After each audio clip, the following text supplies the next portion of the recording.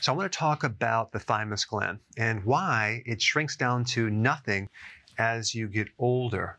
It's a very, very important gland as it relates to your immune system because it is the training center for your immune cells, specifically the T cells, which stand for thymus cells.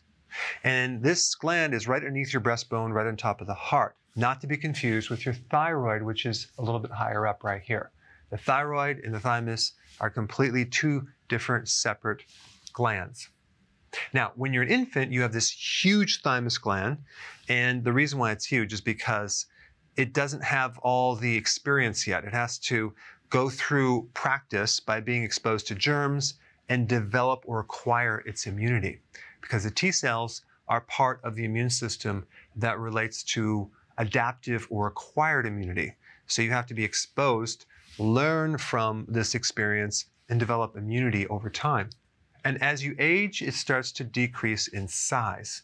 By the time you're like 75 years old, it's virtually replaced by fat. And they call this thymic involution, okay, or thymic atrophy. Atrophy means it shrinks, okay? So without that gland working or even being there, your risk for infection goes up, your risk for getting cancer goes up, your risk of getting an autoimmune disease also goes up, because one of the key functions of the thymus is to prevent or protect against autoimmune diseases. And one of the theories that contributes to this is a decreased amount of antioxidants.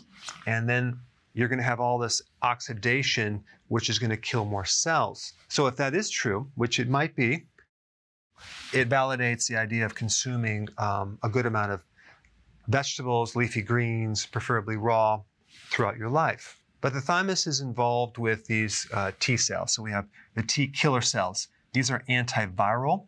They're also anti-tumor. They kill tumor cells. And then we have the T helper cell. This cell is like the commander of the entire immune system. So the HIV virus, for example, targets this cell, and it takes out the entire immune system. So the T helper cell is not necessarily the quarterback of a football team. It's the coach of the football team, in which they are helping design the plays, coordinating what everyone does to help win the game. So you take this guy out and the whole thing kind of goes downhill. So that's what the T helper cell does.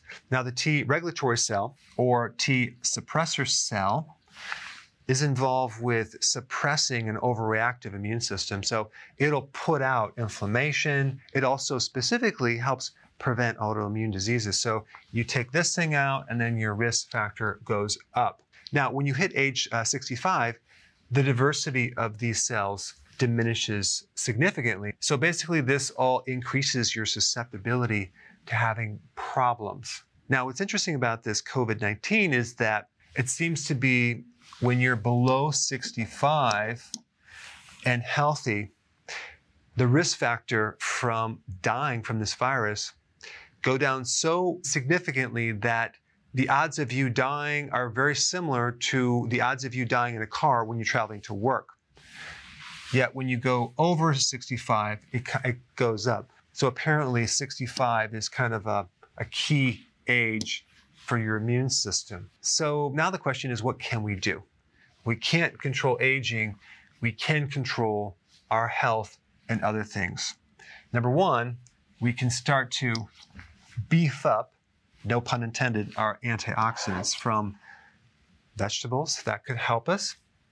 Number two, keeping the stress lowered. Stress by itself, and I'm talking about sustained stress like cortisol, has the ability to shrink the thymus gland as well as your lymphatic glands, like the lymph nodes.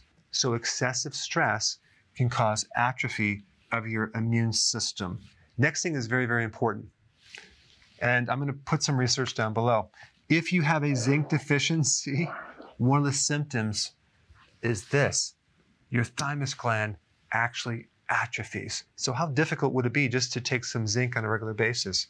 Very, very important for your immune system to maximize and optimize the size of your thymus gland so you can keep this going as much as possible. Now, through your life, if you've been exposed to germs, you have a tremendous amount of antibodies sitting there to help protect you. So it's not that you need to keep the training going for these T cells like you were when you were a kid, but it's important to maintain this thymus gland so you can keep your resistance to infection very, very high. One more thing I want to mention. If you are over 65 or even over 75, there's a really good support remedy that you could get, thymus extract. Now, I'm not going to recommend any brands. You're going to have to do the research by yourself. It's a glandular extract that you can get freeze-dried and take a little bit each day. That can greatly help support your immune system, specifically the thymus gland. Take a very small amount initially and gradually work up to maybe even like 1 capsule per day. Don't take the whole capsule right off because it could wake up the immune system and create a little bit of a reaction. But if you take just maybe a half a capsule with food and take it for like a couple weeks and then slowly increase it a little bit more and more, I think that can support your immune system. All right, thanks for watching.